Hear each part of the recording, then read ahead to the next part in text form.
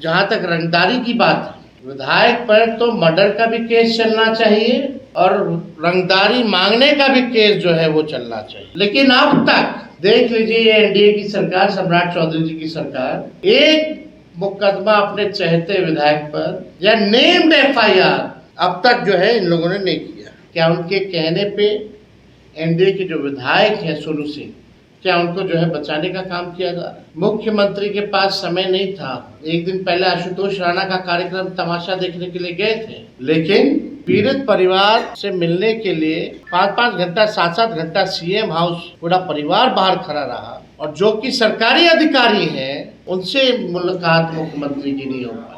150 दिन के अंदर लगातार जो है 2 बड़े अधिकारियों की हत्या हो जाती है, प्रशासन जो है मौन है, चुप है। सीएम पता नहीं किसको पताल में ढूंढने की बात करते हैं, किसको एनकाउंटर कराने की बात करते हैं, केवल सेलेक्टेड। अब सवाल ये खड़ा होता है, क्या मुख्यमंत्री इस विधायक का एनकाउंटर कराएंगे कि नहीं कराएंगे? असली साजिशकर्ता कोई और ही है और बिहार के मुख्यमंत्री सम्राट चौधरी उसे बचाना चाहते हैं। नमस्कार, आप देख रहे हैं देशवा न्यूज और मैं हूं आपके साथ अंजलि तिवारी।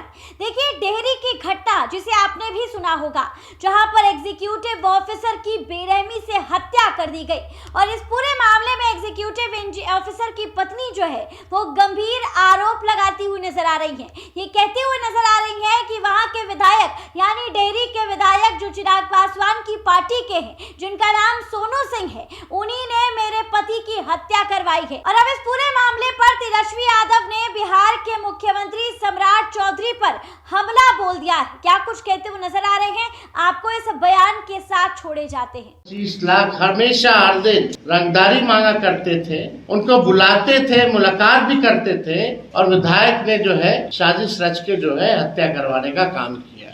इस एंगल से पुलिस क्यों नहीं देख रही है? जब भी कोई इन्वेस्टिगेशन होता है तो सार्वजनिक तो करना ही नहीं चाहिए, और पुलिस का एक एसओपी है जब इन्वेस्टिगेशन का, उसमें हर एंगल जो है तलाशा जाता है। तो अभी तक जब परिवार के लोग, जिनके 2-2 छोटे बच्चे हैं, बीवी करोड़ों के हाल बुरा हो गया है, अपना पति खो दिया, कोई अपना भाई खो दिया, कोई अपना पिता खो दिया, उनके लगे हुए आरोपों पर पुलिस क्यों नहीं ध्यान दे रही? क्या उस एंगल से पुलिस जो है जांच कर रही है कि नहीं कर रही है, ये देखने वाली बात है। और इंटरेस्टिंग बात ये है कि जो उस रेंज के जो आईजी साहब हैं, उनका सोनू सिंह जी के साथ संबंध अच्छा है, क्योंकि उनकी रुचि उन आईजी साहब की राजनीति में ज्यादा है। उनका अपना फोरम भी उन्होंने बना रखा है, और वो बिहार के बाहर भी मीटिंग करते हैं, बिहार की बात करते हैं, बिहार के अंदर भी जो भी बात करना हो करते, फोरम अपना एक मंच जो है वो चलाते हैं। और कई कार्यक्रम में सोनू सिंह उनके साथ जो है उठते बैठते रहे हैं, और कुछ लोगों का तो ये भी कहना है वहां के लोगों का कि सोनू सिंह ही इनके कार्यक्रम में भी फंड करते हैं। अब ये तो जांच इन्वेस्टिगेशन का मामला है कि पुलिस जो है इस विषय पे क्या जांच कर रही है, और जो आईजी साहब हैं वो ऑलरेडी डिप्टी सीएम के रिश्तेदार भी हैं, ये किसी से छुपा नहीं है।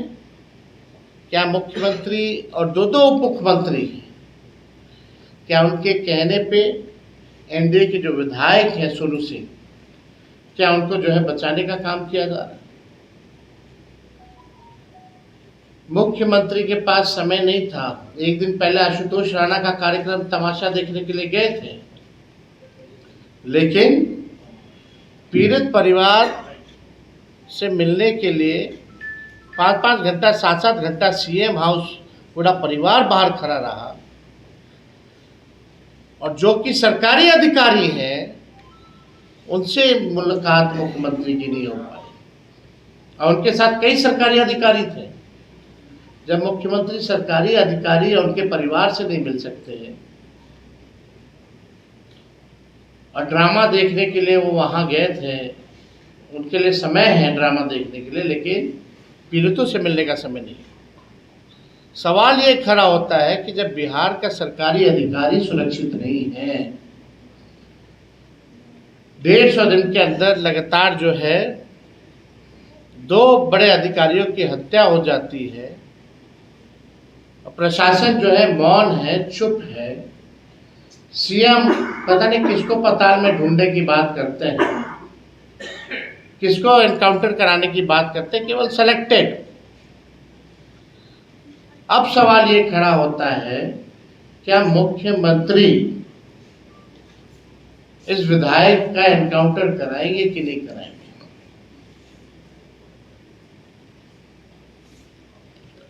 आप बचाने का काम कर रहे हैं अपराधियों को, ये पूरी तरीके से जो है साबित जो है हो चुका है।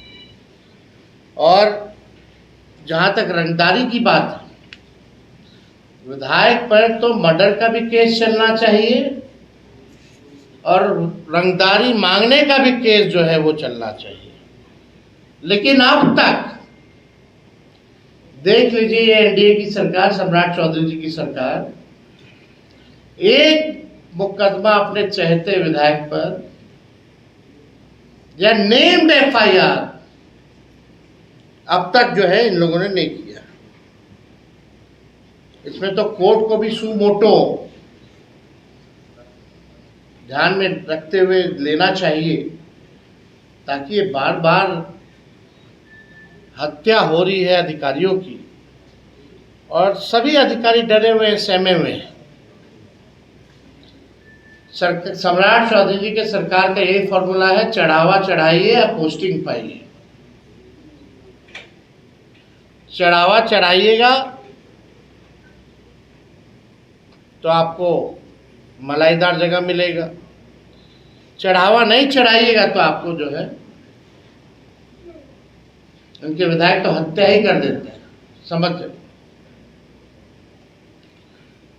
लगातार करप्शन बढ़ रहा है, लगातार जो है अपराध बढ़ रहा है, लेकिन ये सरकार के गृह मंत्री, मुख्यमंत्री जो रियल इशू जो है, इस इशू पे सामने आकर के एक बयान भी इन्होंने नहीं दिया। कोई मामला हो, चाहे तिवारी जी का मामला हो, उसमें भी जो है रफा दफा किया गया, बहुत लोगों को बचाएगा, किसके आदेश से एनकाउंटर हुआ। जो बंटी यादव है, सेक्स रैकेट के खिलाफ चल रहा है, उसके मुख्य आरोपियों को बचाने में लगी हुई पुलिस। ये वाला जो मामला है ईओ साहब का, इसमें भी जो है जो आरोपी है उनको बचाने का प्रयास किया जा रहा है। तो मार कौन रहा है इन लोगों को? मार कौन रहा है इन लोगों को?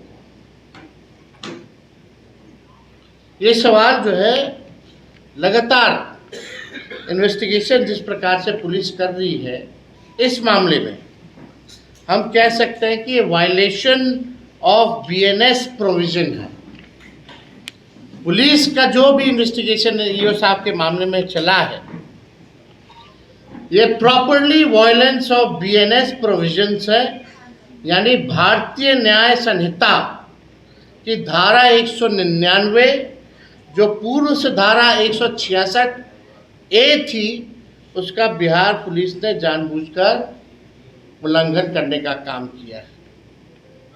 ये धारा मुख्य रूप से पुलिस या जांच अधिकारी पर लागू होता है यदि वे किसी गंभीर मामले में एफआईआर दर्ज नहीं करते या जांच के नियमों का वो तोड़ने का काम करते हैं, तो ये बीएनएस प्रोविजन का उल्लंघन माना